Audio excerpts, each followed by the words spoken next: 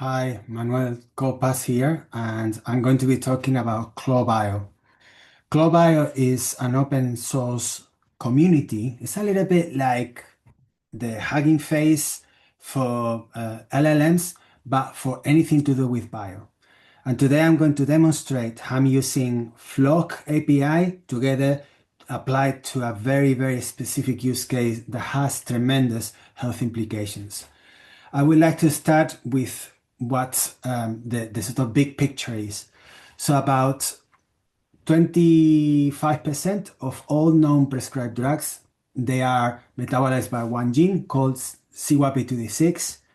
This particular gene, for instance, metabolizes codeine, and about 7% of all the people who actually get that drug get bad reactions. Okay, and all of that is conditioned by your own personal genomes.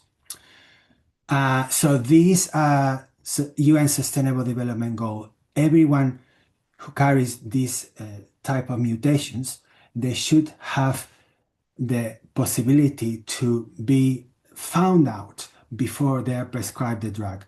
And so ClawBio is an open source that will make this kind of genomic analysis reproducible, local first, and free.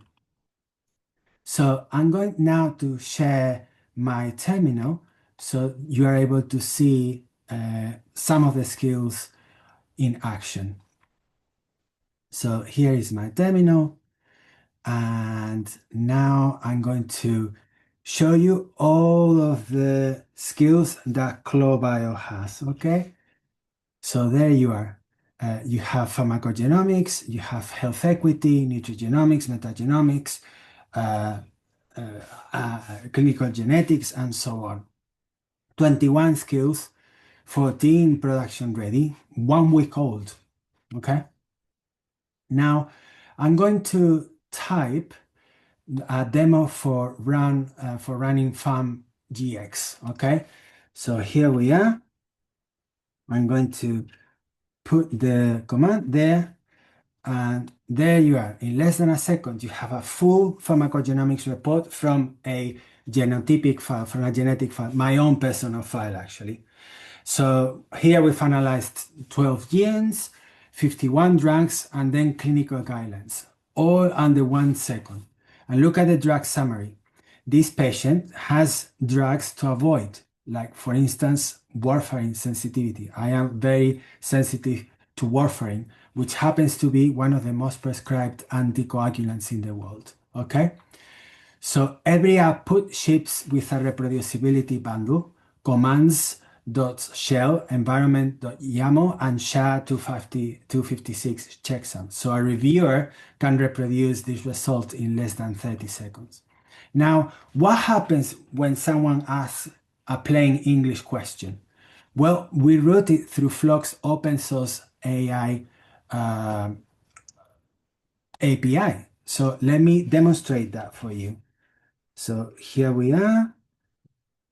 We are now asking so that Flock routes the PharmGx Reporter at 95% confidence. This is an open source model and no proprietary APIs through Flock's inference platform. Okay. Now let's try something else. Now we are going to ask a different question. In this particular case, we're going to ask how diverse is my biobank cohort. Okay. So this now routes to my equity scorer, where the orchestrator understands bioinformatics intent and picks the right skill every time. Okay, so as you can see, this is something that is very useful, but it's not the only type of utility that we have.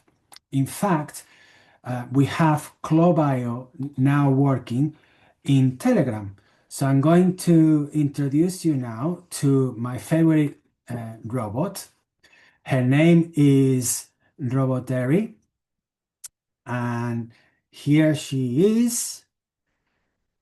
There she is. So meet Robotary. So Robotary is inspired her soul on my PhD supervisor, Terry Atwood from the University of Manchester. She was a pioneering researcher in education, as well as the deployment of very important infrastructure in my field in bioinformatics.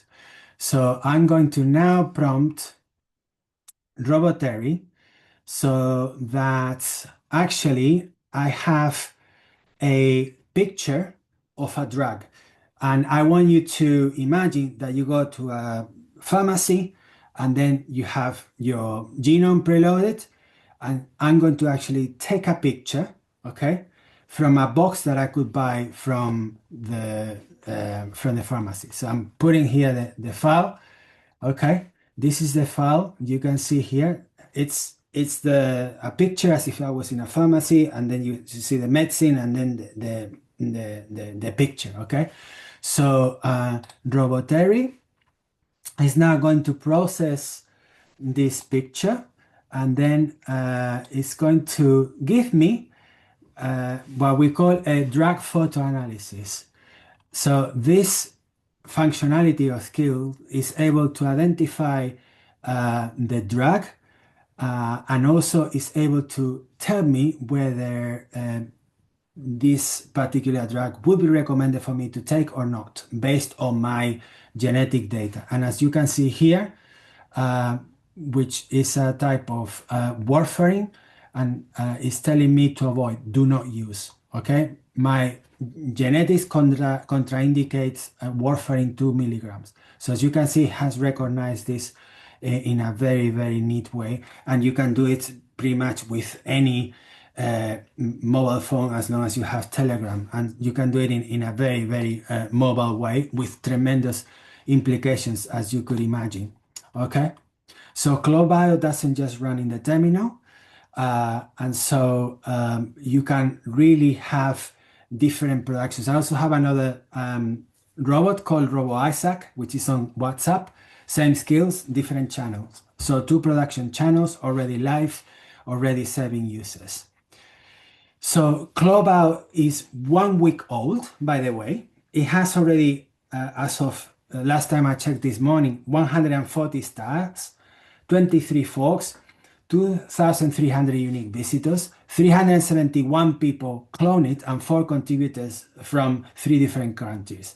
It's all built on OpenClaw, powered by Flock, deployed on Telegram and WhatsApp, and is targeting Sustainable Development Goals 3 and Sustainable Development Goals 10, reduce inequities. So now you can see that ClawBio is the perfect place for anything and anyone who want to share their skills in anything that has to do with the bio domain. So thank you.